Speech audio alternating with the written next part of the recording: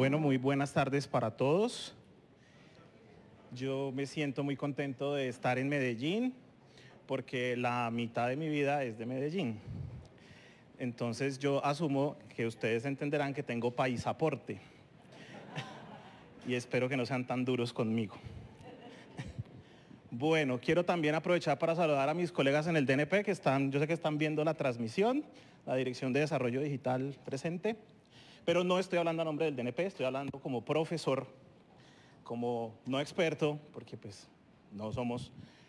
Y quiero contarles algo que algunos de ustedes ya conocen, ya han visto, lo usan muchos de ustedes todos los días, pero no sabían cómo se llamaba o no conocían sus intríngulis, sus tripas.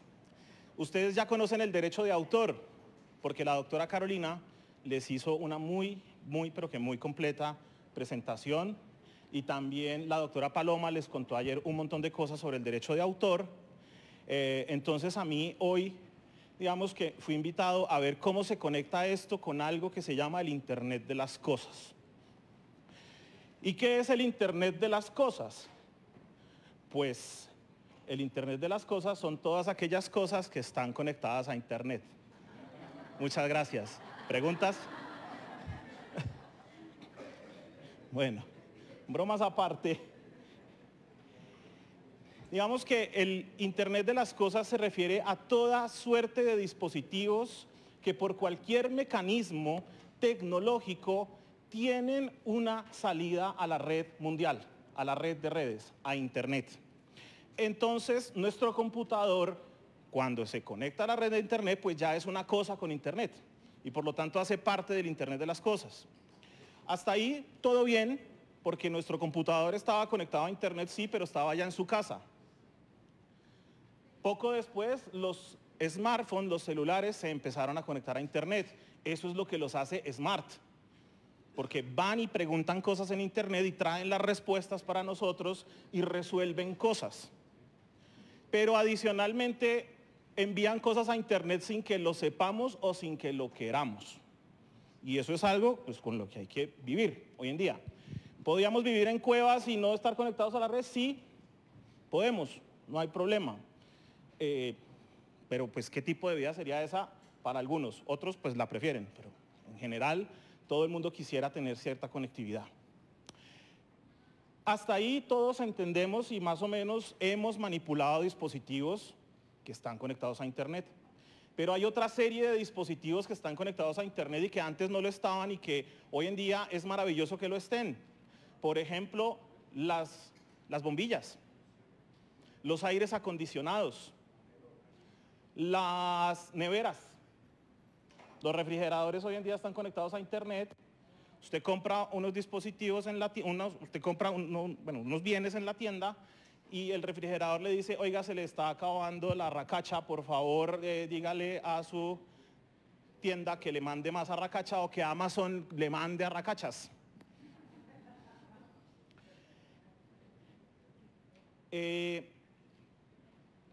Tenemos dispositivos en la casa que dicen préndase la luz, póngame música y toda la voz nuestra está guardada allí.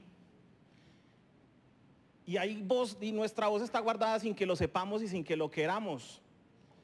Hagan el ejercicio y consulten en Internet cómo encontrar los archivos que Google tiene almacenados de su voz. ¿No les ha pasado ese sueño de película de terror distópico que ustedes están conversando con alguien sobre lo chévere que sería tener una cartera X o una ropa X y poco después los anuncios en su correo electrónico, la publicidad, sean sobre eso?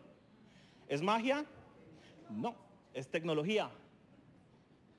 Es tecnología que guarda tu voz, reconoce tu voz y se conecta misteriosamente con algo y ese algo nos devuelve la publicidad. Eso es lo que más o menos pues yo estoy tratando de contarles que la OCDE dice que es el Internet de las cosas. A un ecosistema en el que las aplicaciones y los servicios son impulsados por datos que recopilan los dispositivos.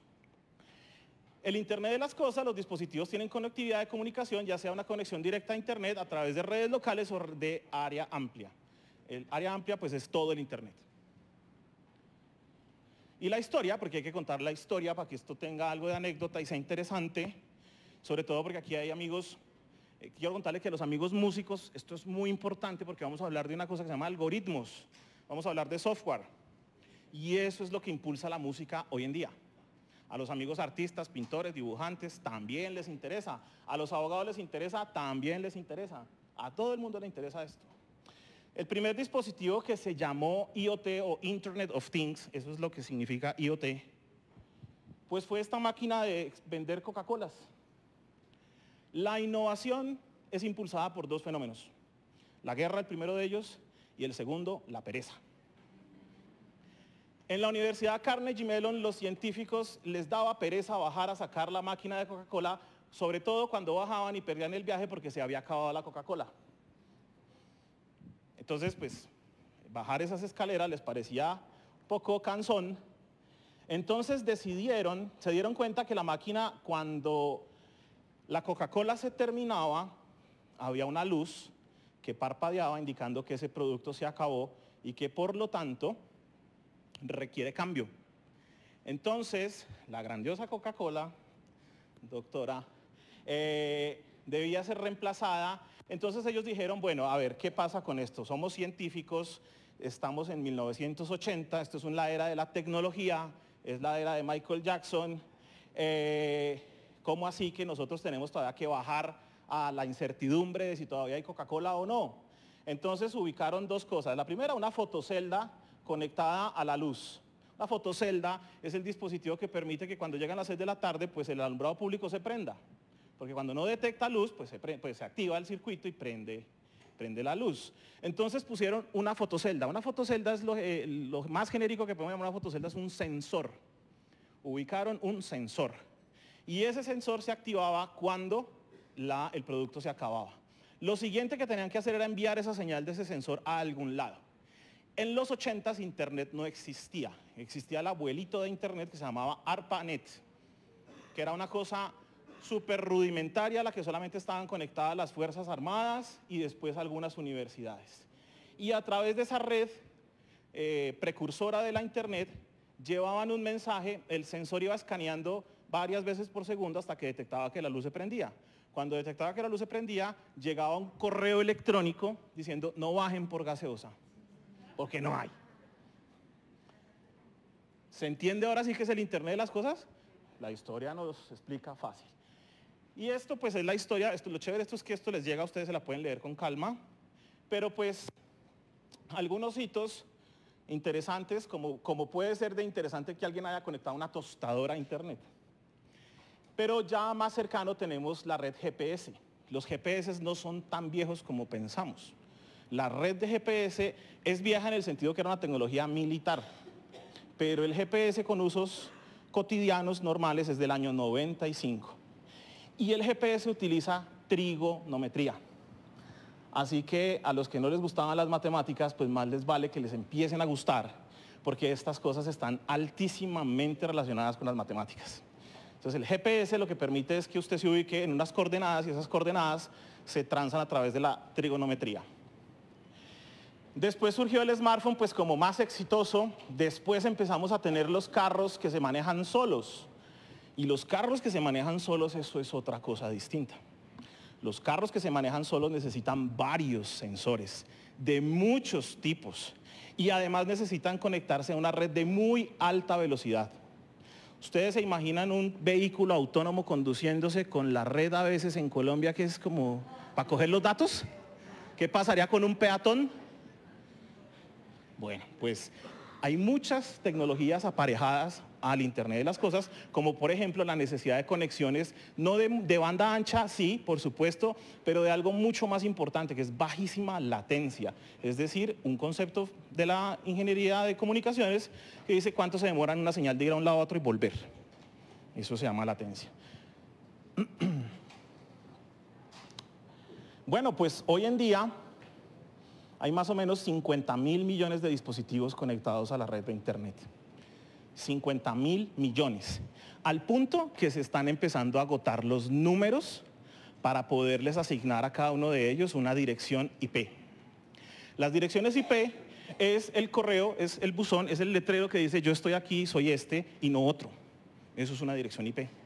Y los números para las direcciones IP se están acabando con el protocolo actual, porque no fue diseñado para tener conectados hasta el refrigerador o la tostadora, los smartphones y demás, y los dispositivos vestibles, aunque la palabra en inglés suena menos vestible, suena wearable, pero pues, bueno, en fin. Al punto que tenemos que reformular cómo funciona Internet hoy en día. Tenemos que cambiarnos de protocolo para asignación de direcciones. Necesitamos más números, se están acabando los números, entonces necesitamos pasarnos a un protocolo que se llama IPv6, que es el esquema de asignaciones de Internet que nos permita pues, asignar más números. Es como cuando las placas de los vehículos en Colombia, ¿se acuerdan que eran marrón?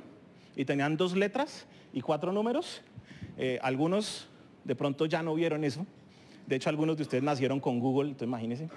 Pero otros que tenemos más años, pues vimos que los vehículos les cambiaron la placa por una marrón a una amarilla. La amarilla tiene 3 letras, 3 números. Eso fue porque se empezaron había tantos carros que se agotaron las combinaciones posibles para asignarle una placa única a cada carro. Tenemos algunos datos interesantes. El número de hogares inteligentes. ¿Sabe qué es un hogar inteligente? Pues en principio, donde habita una persona inteligente, pues claro, pero es aquel hogar que tiene por lo menos 2 o 3 dispositivos conectados a Internet que sirven para hacer cosas de las tareas domésticas. Por ejemplo, las luces, por ejemplo, el refrigerador, o poner música, o subir las cortinas, etcétera, etcétera. O regular el termostato. En Colombia tal vez eso no es muy común, porque en Colombia pues no tenemos estaciones, no tenemos que tener la casa caliente cuando lleguemos, digamos, eso ya funciona pues más o menos bien. Pero en otros países el consumo energético de la calefacción es altísimo, entonces uno no puede tener prendida la calefacción todo el tiempo esperando a que uno llegue. Entonces uno le puede indicar a través del celular al dispositivo central en la casa que regule el termostato a la temperatura deseada. El mercado es de 17 millones de hogares en 2015 a 29 millones en 2017, es decir, en 2 años casi se duplicó.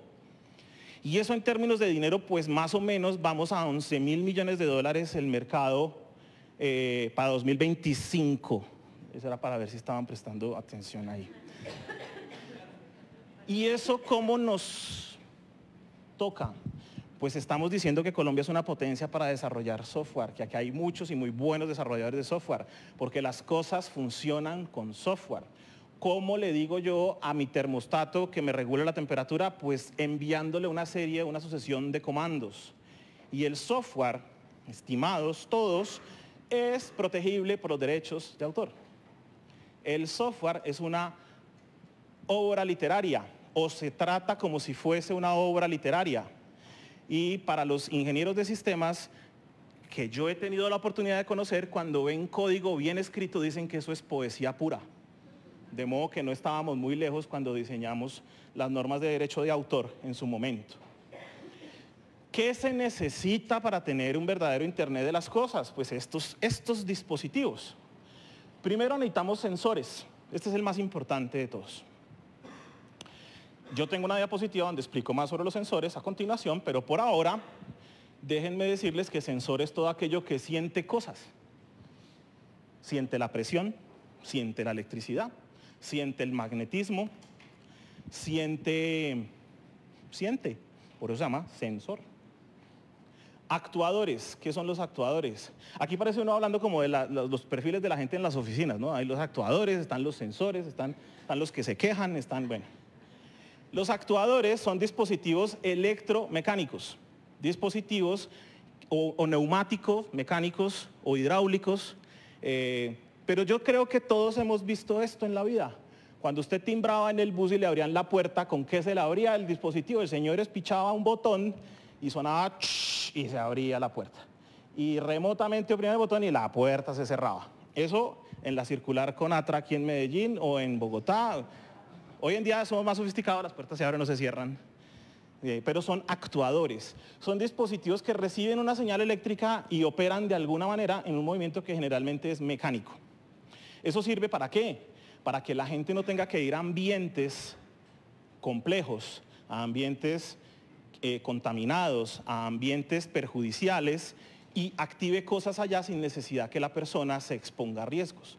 Entonces están, por ejemplo, las electroválvulas, están, por ejemplo, los mecanismos que abren y cierran con puertas, etcétera. Y está la interfaz entre eso y el software que se llaman los controladores lógicos programables. Este es el núcleo del Internet de las cosas. Los controladores, los PLCs o los controladores lógicos programables son pequeñas herramientas que traducen el software en señales para que estos dispositivos actúen.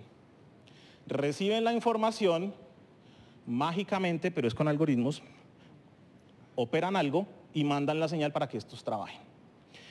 Si esto está por fuera del entorno de la empresa, pues necesitan entornos de red o de conexión. Necesitan unos elementos que se llaman gateways o unos elementos que se llaman puertas de enlace que permiten que alguien remotamente desde por fuera de la empresa pueda trabajar con estos elementos, darle órdenes y actuar en consecuencia. Cuando es demasiada la cantidad de datos, tenemos que sacarlos de la empresa y ponerlos acá, en una nube de datos. Y cuando además de eso el procesamiento es muy complejo, pues lo tenemos que mandar a centros, a data center, donde hay muchos procesadores actuando en paralelo para que entiendan qué se necesita. Esto es requerido sobre todo cuando estamos hablando de Big Data, pero Big Data, de verdad, Big. Porque nosotros pensamos que Big Data es mucho, pero no saben lo mucho que es. Muchísimo. Algunos tipos de sensores. Los que entienden niveles, los que entienden magnetismo, los que entienden aceleración. Cuando ustedes les dan la vuelta al celular, ¿qué pasa? ¿Qué hace la pantalla? ¿Por qué pasa eso? ¿Hay un ser vivo allá adentro que mueve las...? No. Un acelerómetro dice, esto se movió. O sea, ¿esto para dónde cogió? ¿Para acá o para allá? Entonces, esto lo voy a rotar en ese mismo sentido. Esos sensores permiten eso. Los ópticos, los de posición o los de presión, poner el dedito en nuestro smartphone, pues ahí es donde llega la señal, etcétera, etcétera, etcétera. ¿Se entiende? Pues, ¿qué es lo que está pasando aquí? Pues hoy en día, esta diapositiva creo que todos la entendemos. Más o menos entendemos porque hemos visto estos dispositivos en la publicidad o algo. Entonces hay algo así como medio perturbador con los juguetes. Los juguetes nos espían, los juguetes nos escuchan, los juguetes, pues un juguete mal puesto en una conversación pues puede ser un problema. Los juguetes están conectados a la internet hoy en día. Y los juguetes están con micrófonos porque los juguetes ofrecen una promesa de valor que es interactuar con tu hijo. Entonces tú consientes el juguete te devuelve, si estás triste el juguete te conforta, etcétera, etcétera. Pero eso solo lo puedes saber cuando va a la nube e interpreta por el tono de voz y demás que la emoción es esta o aquella otra y actuar en consecuencia. Entonces los juguetes de este nivel de inteligencia pues son parte del ecosistema de Internet de las cosas. Los bombillos, entonces usted puede asustar a la gente cambiando las luces desde afuera de su casa pensando que están poseídos por algún espíritu, pero pues no es nada más y nada más que el Internet de las cosas. Los sensores en los dispositivos vestibles o los famosos wearables llegan al punto que si detectan una anomalía se comunican con el número de emergencias y te mandan un paramédico o una ambulancia. Esta es la promesa de valor de Apple con la última versión de su smartwatch, que si siente que usted está sufriendo de arritmia, llama inmediatamente al número de emergencias. Y esos datos, ¿para dónde se van? ¿Y será que mi empresa aseguradora, mi EPS o mi medicina prepagada está interesada en conocer mi electrocardiograma para actuar en consecuencia y cobrarme el seguro sabiendo que hay un riesgo latente que me dio un infarto? ¿Qué pasa con la ética en el manejo de los algoritmos? Y hago una cuña. Es algo de lo que se habló en el COMPES de Big Data de Política Nacional de Explotación de Datos, que es el COMPES 3920. Apúntenlo para que se lo lean. Tenemos unos compromisos en materia de regular la ética de los algoritmos, porque los algoritmos aprenden. Sí, ya lo vimos en las clases, en las conferencias anteriores, pero también los algoritmos aprenden a ser racistas y a discriminar. Eso también lo aprenden los algoritmos. La inteligencia artificial depende de cómo se entrene o con qué lo alimente. Pero bueno, pues eso voy hablando de los riesgos así como de las ventajas. Pero ¿qué tal pues un agricultor que tenga la posibilidad de que los sensores detecten el punto exacto en el cual se necesita que se gotee el agua para la planta? ¿Cuánta agua no se ahorra? Y el rendimiento puede ser muy, pero que muy superior, porque demasiada poca o demasiada mucha es perjudicial para la planta. O tener a las vaquitas con un dispositivo vestible aquí en la orejita que les mida la temperatura para saber cuándo están enfermitas, tienen fiebre, o cuándo están en celo, para efectos de la reproducción. Conocer los momentos perfectos para la administración del campo. La agricultura de precisión además se beneficia de, a través del GPS y del manejo de drones, cómo fumigar, cómo sembrar y tener mayores rendimientos por área en temas agrícolas. Y ni qué decir de la industria, cuando podemos ver toda la automatización que se generan en los procesos. Y en las ciudades, para efectos de políticas públicas, cómo se alumbra, dónde se alumbra, los semáforos, el control del tráfico, el control del comportamiento ciudadano, por ejemplo, de las infracciones de tránsito, entre otros, lo que llamamos nosotros las Smart Cities. Pues las Smart Cities están compuestas de muchos dispositivos puestos en la calle que envían información para que los que hacen políticas públicas pues logren una mejor disposición de los recursos que son escasos con las necesidades que son infinitas. ¿Qué más podemos utilizar para Internet de las cosas? Pues son necesarios para diseñar mejores políticas, por supuesto, como lo acabo de decir, y es parte fundamental de los contratos inteligentes. Ayer vimos los contratos inteligentes, o algunos son inteligentes, otros no son tan inteligentes, son más bien autoejecutables. Si pasa esto, pues después, si me atraso un día en la cuota, pues ahí mismo se activa la llamada para recordarme amablemente. Eso también es un contrato automático. Pero ¿qué tal que su seguro de vehículo fuera más barato si usted permite que se instale un dispositivo que tenga GPS y que tenga control en la computadora central del vehículo, de tal manera que detecte su comportamiento en la ruta y detecte cómo usted maneja y en razón de eso se cobre la prima del seguro? Entonces, si usted es buen conductor, te cobramos menos porque eres menos riesgoso. O si también puedes instalar un dispositivo conectado con el vehículo y que no dejes que lo prendas y te atrasas en la cuota. Pues también, pues sí. Pues de hecho los intereses pueden ser más bajitos porque la garantía está cuidada. Si no lo puedo sacar y mover, pues ahí pues no pago, pues puedo pagar un interés más bajo si permito que eso pase. Pues no es ciencia ficción, eso ya pasa. Eso ya pasa hoy en día. Muy bien. Otro elemento que es muy, pero que muy necesario, el Internet. ¿Qué tipo y qué naturaleza del Internet necesitamos? Necesitamos algún Internet con alta capacidad de descarga y también necesitamos un Internet que sea muy sensible a lo que les contaba yo de la latencia. Entonces, por ejemplo, para las aplicaciones que tienen que ver con vehículos, pues resulta bastante clave el que la latencia sea muy baja y que la fiabilidad del Internet sea absoluta. Porque ya les digo, un vehículo autónomo en una zona de baja cobertura puede ser un problema. Y para las aplicaciones industriales, pues otro tipo de necesidades pueden ser interesantes. Entonces, fíjense que no solamente son los dispositivos, sino su ecosistema al que pertenecen, y ese ecosistema está rodeado por qué tan bien conectados estamos a Internet o no. Entonces ahora sí viene el punto fuerte de la charla. Bueno, ¿y eso qué tiene que ver con derecho de autor? Pues tiene que ver muchísimo. Ya di un detalle, que está conectado porque lo programamos y los programas de computador tienen que ver con derechos de autor. Un repaso a las normas, para que sepamos que no es solamente la experiencia la que habla allí, sino que también esto ya está regulado. Acorde con los acuerdos ADPIC, que son complemento de la Organización Mundial del Comercio, en la que pertenece Colombia, y por pertenecer pues hemos firmado esto mismo, decimos que los programas de ordenador serán protegidos como obras literarias. Y ustedes dirán, ¿y por qué es una obra literaria?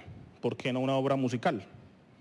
No, es una obra literaria básicamente porque los programas de computador se escriben en un lenguaje articulado que una persona con el suficiente conocimiento es capaz de entender, solo con leer el código que hace ese programa.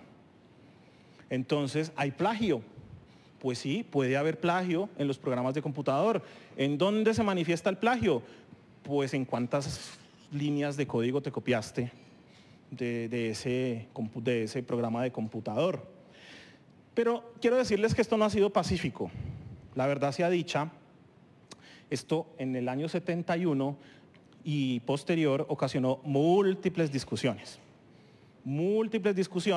para saber cuál era la protección para esa industria naciente que era el software. Pero se llegó al acuerdo que era mejor protegerlo por derecho de autor porque por patente era posiblemente un poquito más restrictivo y podía ir en contra de la innovación, y eso era lo que no se quería.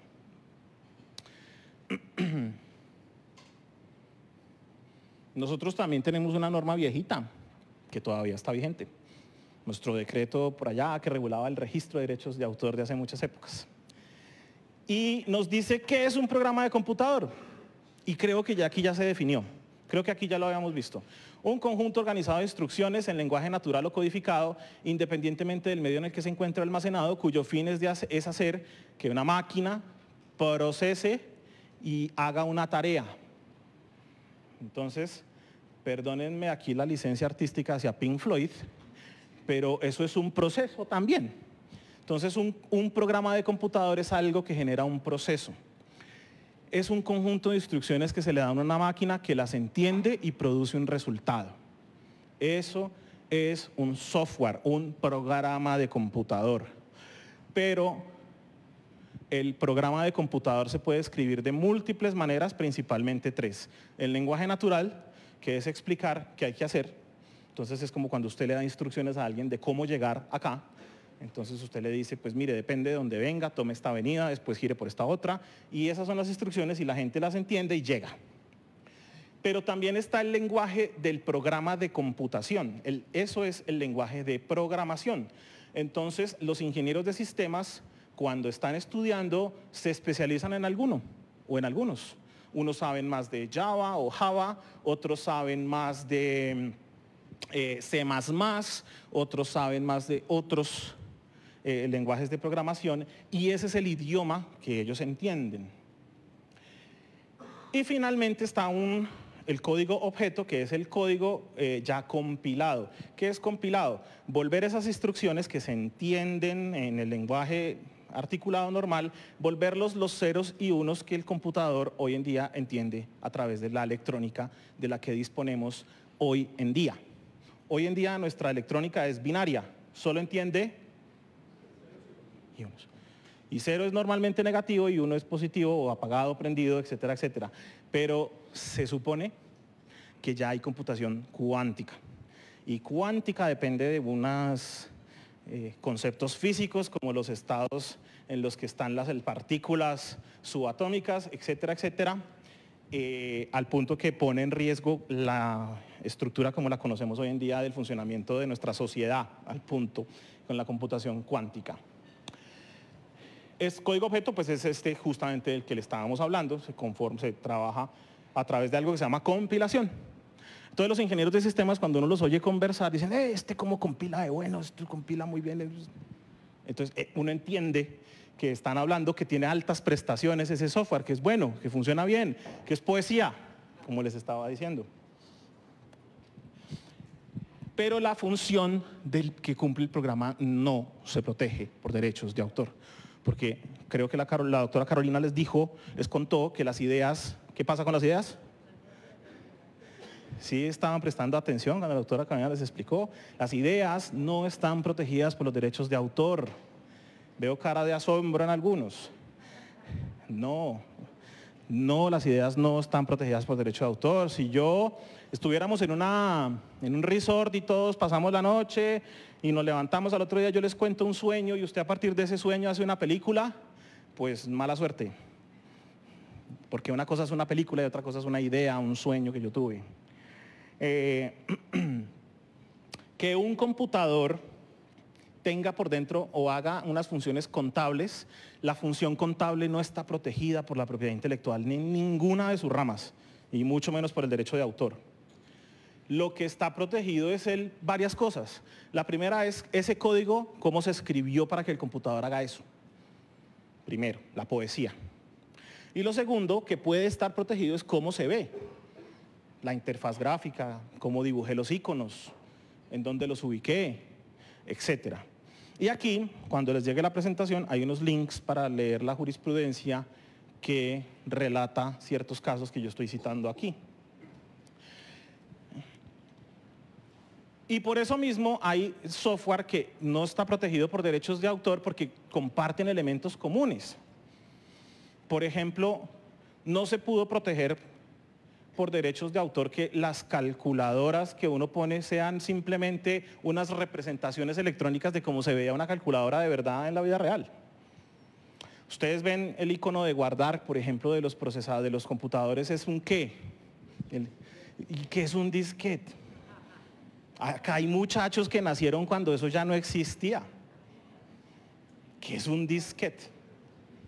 Pues yo sí los conocí, claro, o sea, uno presentaba los trabajos de la universidad, uno instalaba un juego con una caja de 25 disquetes. Y cuando iba en el 24, error. Entonces lo que se protege de un software es lo verdaderamente único e irrepetible. Y esto sí fue una pelea del mostrico Pac-Man. Es muy distinto esta versión de esta. Es distinta, sí, pero la idea, el concepto detrás de esto es demasiado, o sea, copiárselo es demasiado poco ético, por decirlo menos. Ahora tengo que hablar del software libre. Ya les conté que el software está protegido. Para que el software esté protegido, se necesita el derecho de autor. Y para que el software sea libre, también. Porque el software libre depende del derecho de autor. Porque el software libre es la renuncia a ciertos derechos que da el derecho de autor. Para que la comunidad lo comparta y tenga la posibilidad de hacer estas 4 cosas. Que lo use el que quiera. De hecho, si nuestro celular es Android, Android opera bajo la lógica del código abierto, que es una hija del software libre. Entonces cualquiera lo puede usar con el propósito que quiera. Puede estudiar cómo funciona, modificarlo, adaptarlo, porque me imagino pues que vieron que hay unos derechos de autor que son patrimoniales, ¿no? Y esos derechos que son patrimoniales me dicen que yo puedo adaptar, transformar una obra. Y un código es eso, compilar, trabajar con un código es transformarlo. Puedo distribuir, que es otro derecho de autor, distribuir copias de ese programa. Y puedo mejorar el programa y hacer públicas esas mejoras para que otros se beneficien. Por eso, y de hecho en Planeación Nacional lo tenemos, cuando se trabajan en proyectos de ciencia de datos, el código fuente con el que se trabaja se publica, para que la gente lo vea y lo estudie y aprenda cómo funciona. Entonces, eso necesitamos hablar del open source. ¿Y por qué necesitamos hablar del open source? Mire, porque proyecto tecnológico que queramos asesorar, los que somos abogados o los que quieren trabajar en este tipo de proyectos a nivel técnico, deben saber en qué lenguaje están programando, por qué están programando así y con qué herramientas están programando, porque de eso depende varias cosas. La primera, la rentabilidad. La segunda, la seguridad.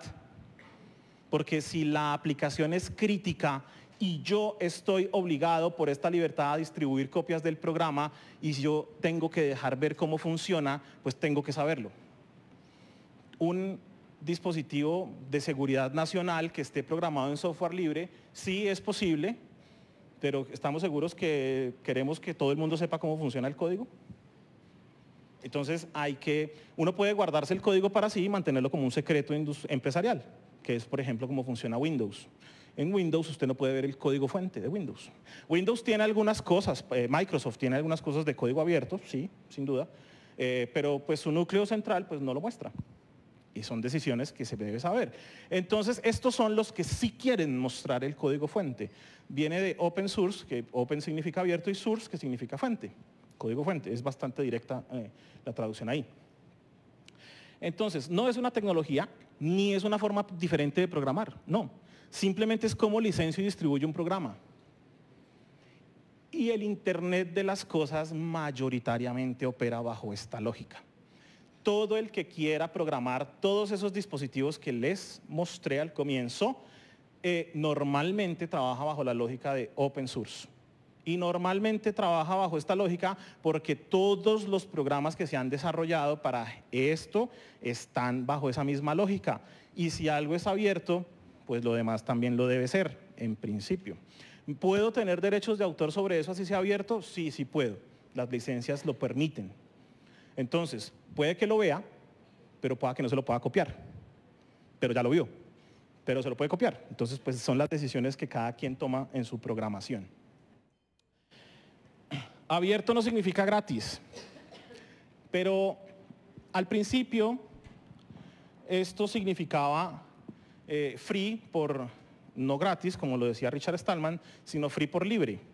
Lo cual quiere decir que todo el ecosistema de servicios asociados al software libre se puede cobrar.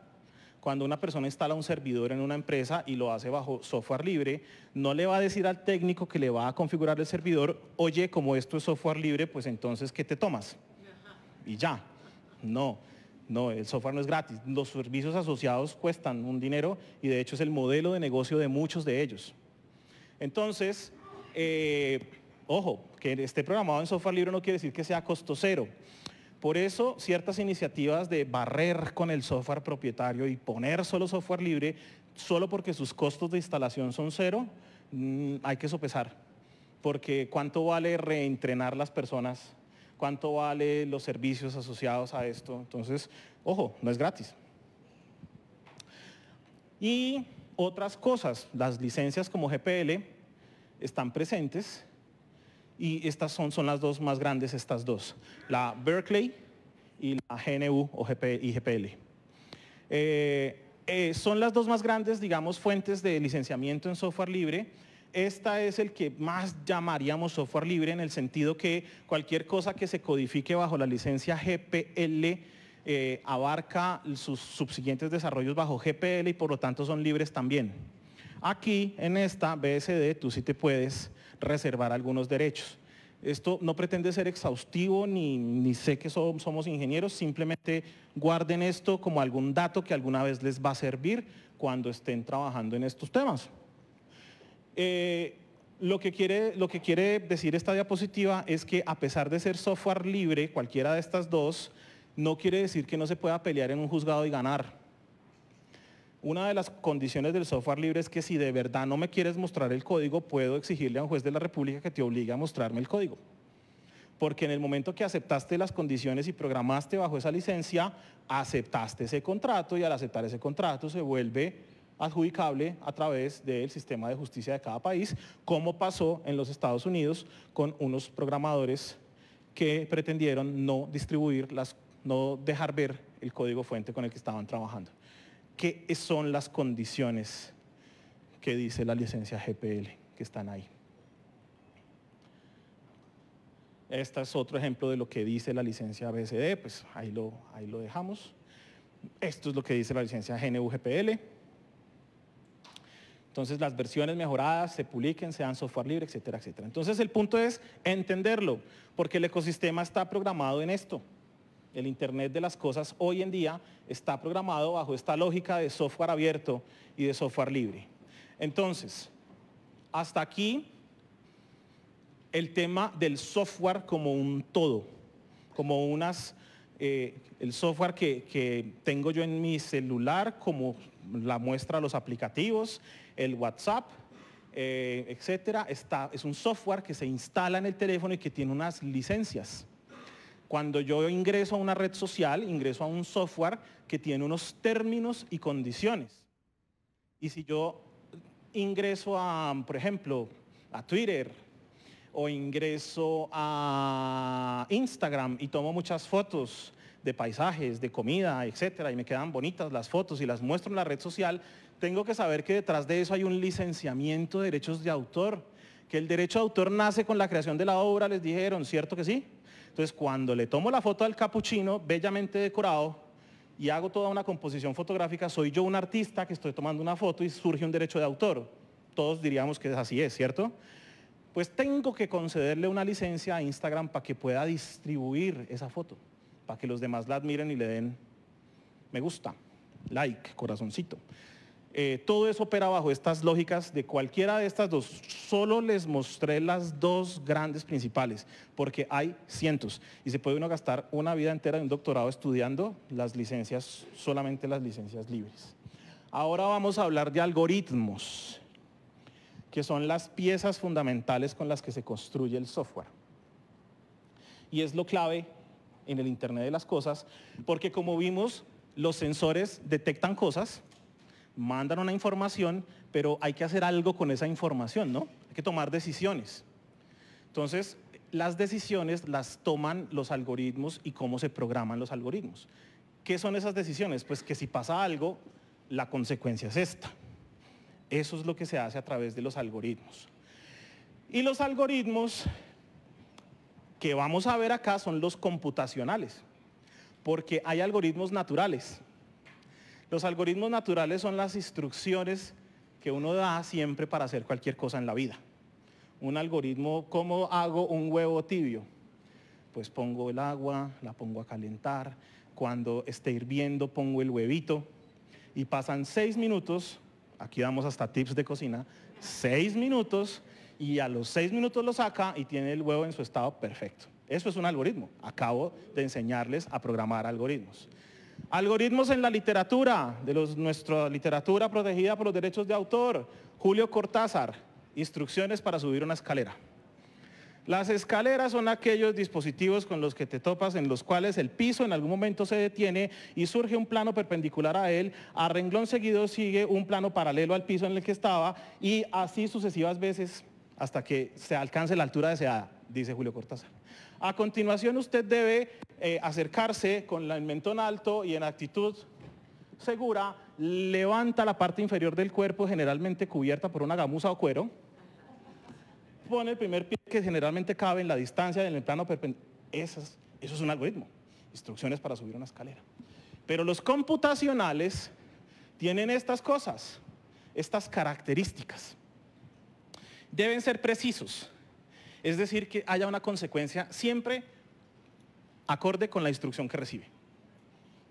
Segundo, debe ser definido. Además, esa consecuencia siempre debe ser la misma. Entonces, si le digo al algoritmo que sume 1 más 1, siempre irreductiblemente debe ser la respuesta 2. Debe ser finito. Finito en el sentido que se tiene que acabar. No que sea chévere, fino o finito, que se acabe. Aunque hay discusiones filosóficas de los nerds. El algoritmo que calcula los dígitos de los números primos no tiene fin porque los números primos nunca se acaban.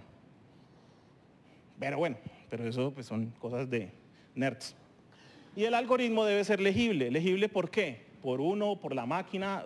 El algoritmo siempre debe arrojar un resultado. No nos gustan las cajas negras y sobre todo los algoritmos deben ser transparentes. No está acá, debería ser un principio. Los algoritmos siempre deben rendir cuentas de cómo funcionan. Hay un libro de la autora Cathy O'Neil que dice Matemáticas de destrucción masiva y relata cómo los algoritmos cuando son oscuros producen problemas porque se toman decisiones basadas en algoritmos que tienen consecuencias en la vida de las personas. ¿Quién de ustedes no está en Datacrédito? Me preocupa que no estén en Datacrédito. Todos estamos en Datacrédito. Otra cosa es cómo estamos en Datacrédito. Que es la agencia de score crediticio de acá. Todos estamos en Datacrédito. Si usted saca fiado en Flamingo, está en Datacrédito. Flamingo le fía. Todo el mundo está en data crédito, todo el mundo está en una agencia que controla el riesgo financiero. Eso se va a volver para nuestros hijos un componente vital, porque su score crediticio dice muchas cosas de usted. No solamente el hábito de pago, sino qué consume, con quién consume, cada cuánto lo consume. Las personas que utilizan aplicaciones estas de mensajería, delivery, favores, entregas, domicilios, están granulando su información de tal manera que yo creo que esos datos procesados correctamente pueden decir a nivel de hogar cuál es el consumo. Imagínense lo que uno hace con esas estadísticas. Tener hogar por hogar cuánto consume y qué consume. Todo eso sumado, eso sí es Big Data. Todo eso sumado sí puede generar políticas o puede generar cosas negativas o malas. Pero volviendo al ejemplo de data crédito, lo dije con ámbito académico nomás, no estoy haciendo ninguna crítica ni nada por el estilo.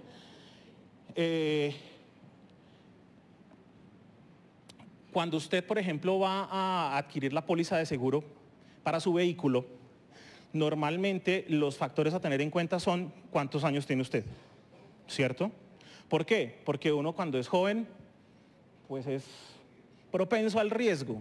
Uno es joven y rebelde, entonces puede ser propenso a asumir más riesgos, por lo tanto la prima debe ser un poquito más que. ¿Ya me pasé el tiempo? ¿Cómo estamos de tiempo? Bueno, ya casi. El algoritmo debe calcular es, primero, si usted, ¿cuántos años tiene? Segundo lugar, ¿ha tenido accidentes previamente? Porque si ya tuvo accidentes, pues se incrementa la posibilidad que de pronto tenga otro. Y otros factores, digamos, que den cuenta de eso. En ese orden de ideas, la prima debería costar eso según esos datos. Pues cuando se hizo auditoría a ciertas empresas, por ejemplo en los Estados Unidos, se dieron cuenta que el costo de la prima no venía de esos factores, sino que venía del zip code o de la zona geográfica en donde vive la persona. Esos algoritmos no están siendo cuestionados. Los algoritmos no tienen la culpa, es con lo que los programan. Y eso es software, y eso es programación, y eso es derecho de autor que algún día recabaremos.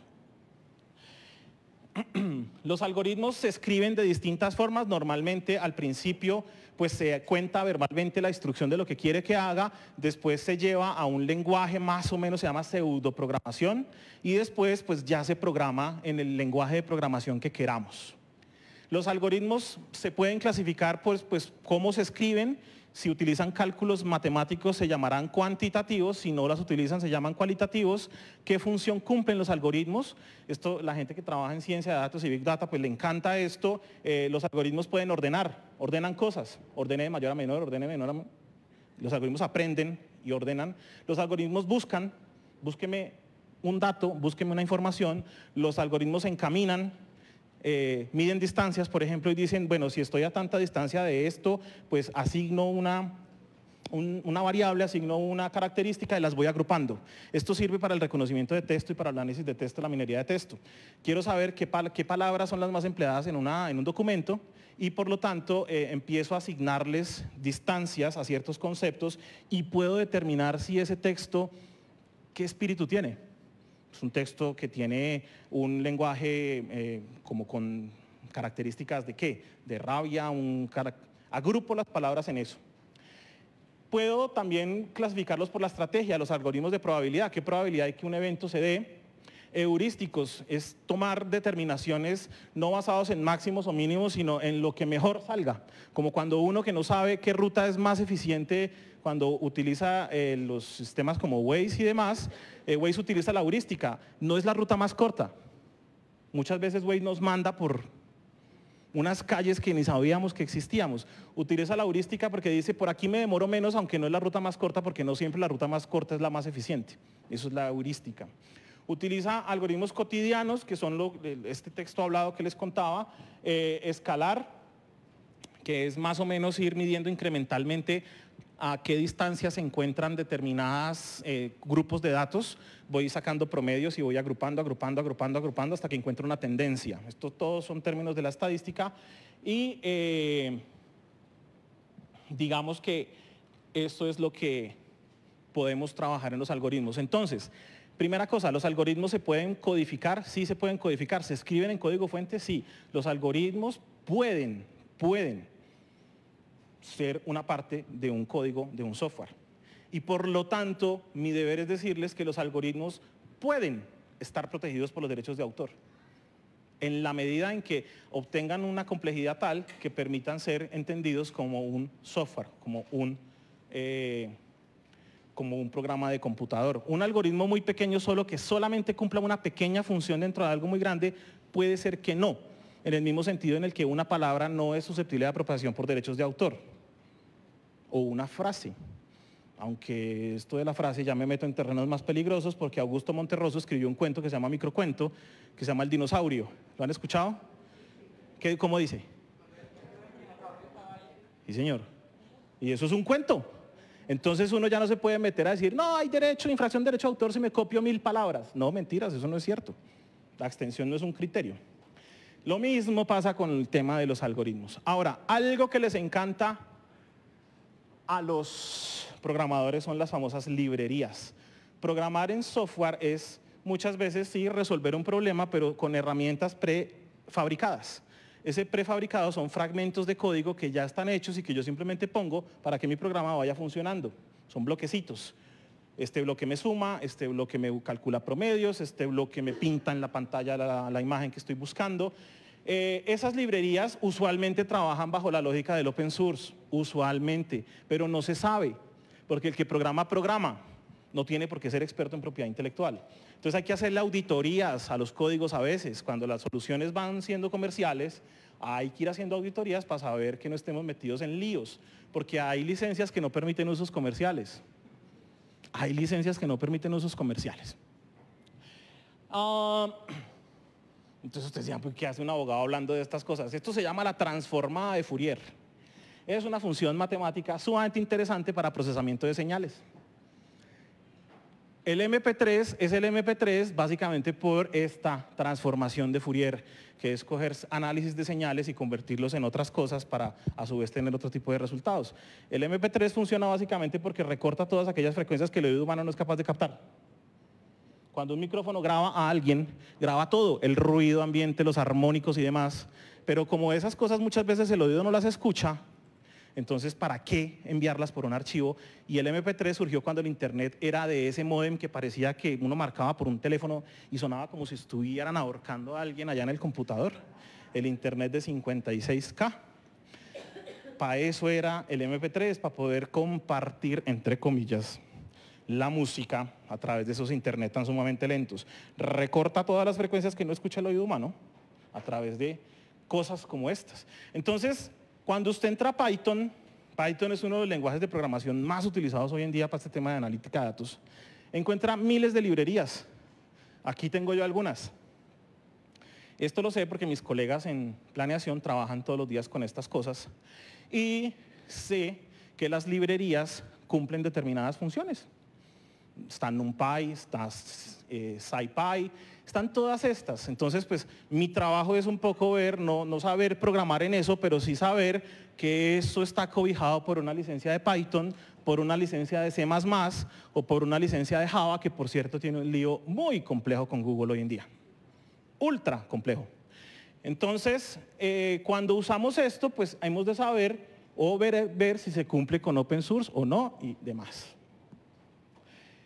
Y después vienen las famosas APIs, que es una interfaz de programación de aplicaciones. ¿Ustedes han visto en la aplicación de domicilios que sale dónde viene el señor en la motico? Y eso lo pinta sobre qué? ¿Y de dónde sale el mapa?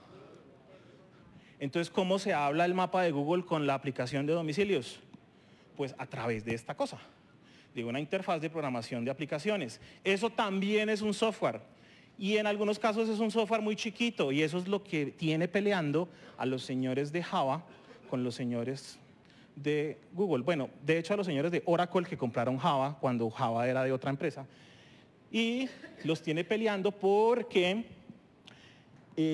no quedaron satisfechos con la primera resolución de este problema, que era básicamente decirles, mire, infracción de patentes no hubo e infracción de derechos de autor sí, pero pues fue hecha en el marco de un uso justo. de fair use. Entonces, pues, mal por ti, Oracle o Java, en su Sun. Pero no contentos, decidieron que el caso lo revisara la Corte Suprema. Entonces esto va a subir a la Corte Suprema de Estados Unidos y el debate está súper candente. Yo sé que pues, para los abogados esto es como ver la final de la Champions. Pues sí, las crispetas y la cosa, a ver qué va a pasar, si las APIs son o no protegibles por el derecho de autor, porque uno hace apuestas y todo, qué va a pasar. Si dicen que sí, tienen un problema porque de pronto surgen muchos copyright trolls, que son unos sujetos que de pronto se hacen con algunas cositas de estas muy sencillas y empiezan a demandar a todo el mundo por estos temas, o porque el entorno se vuelve más seguro y se sabe que se trabaja bajo el incentivo del derecho de autor. Entonces, ¿qué va a pasar con eso y qué va a decir la Corte al respecto? Entonces, algunas APIs son muy sencillas y no ameritarían protección por el derecho de autor, otras son un poquito más complejas y caen dentro del campo de protección del derecho de autor. Entonces, ¿qué podemos concluir de esto? Porque hemos hablado de un montón de cosas, pasando por neveras, arracachas, software transformadas de Fourier y un montón de cosas más. Pues concluimos que todo software, independientemente de cómo sea de grande, pequeño, chiquito y para qué sirva, pues si cumple con los requisitos mínimos que son originalidad, básicamente es ese, pues está protegido por los derechos de autor. Y eso nos pone a pensar, primero, que la propiedad intelectual es un incentivo, y es un incentivo para que las industrias florezcan, y en segundo lugar, en que si nosotros como sociedad hoy en día le estamos apostando a la innovación, sí o sí tenemos que pensar que esta es una herramienta. Hay que tenerlo presente. Segundo, que los conceptos y los métodos no están protegidos por la API. ¿Por qué? Porque formas de resolver esta ecuación que está aquí hecha en Python, mire, aquí está el seno de 2pi y aquí también está el seno de 2pi multiplicado. O sea, eso todos hasta no sabemos eso, pero eso lo vemos ahí. Hay formas más o menos eficientes de resolver eso. Se supone que en Python es muy fácil de resolverlo, pero alguien, un cerebro superior, puede encontrar una forma en la que consuma menos recursos de procesamiento resolver eso. ¿Eso para qué puede servir? Esto, ya les dije el MP3, pero también sirve para que la fotografía de los celulares hoy en día tiene modo nocturno, ¿no? Entonces toma fotos en la noche lo más de bien. Cuando el sensor de una cámara se fuerza demasiado, se produce ruido en la foto y se ven como chispitas amarillas, punticos amarillos. ¿Cómo se borra ese ruido de la foto? Con cosas de estas. Entonces, las matemáticas están más presentes en nuestra vida de lo que solemos reconocer. Entonces, el método como eso se resuelve es el que está protegido, la forma como eso se resuelve está protegido por el derecho de autor.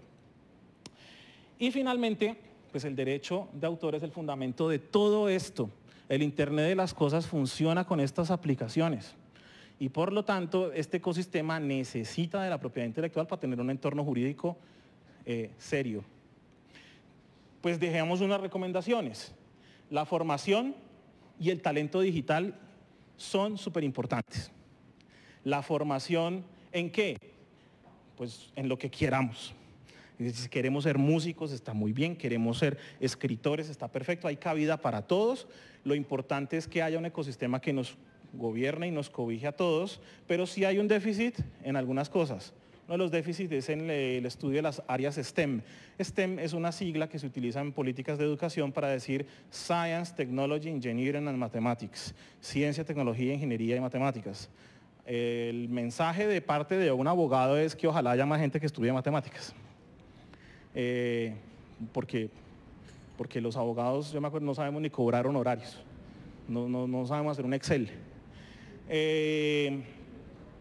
Y hay una política pública nuevecita, recién salida del horno, el COMPES de transformación digital. El COMPES de transformación digital tiene una recomendación clave. Formemos talento digital y fomentemos el ecosistema de emprendimiento. El ecosistema de emprendimiento, como lo explicó aquí en su momento Ruta N, es un esfuerzo que está haciendo la ciudad para que haya gente que trabaje en estos temas cada vez más. Es clave entender la naturaleza técnica y jurídica del software. Estamos haciendo pasos para entenderlo.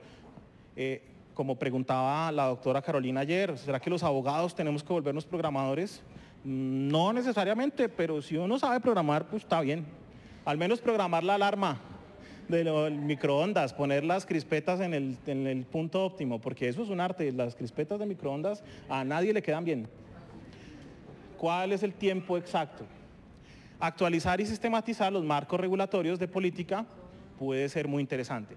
De política pública, entendida como, en este caso, la política de innovación y a su vez la política de propiedad intelectual.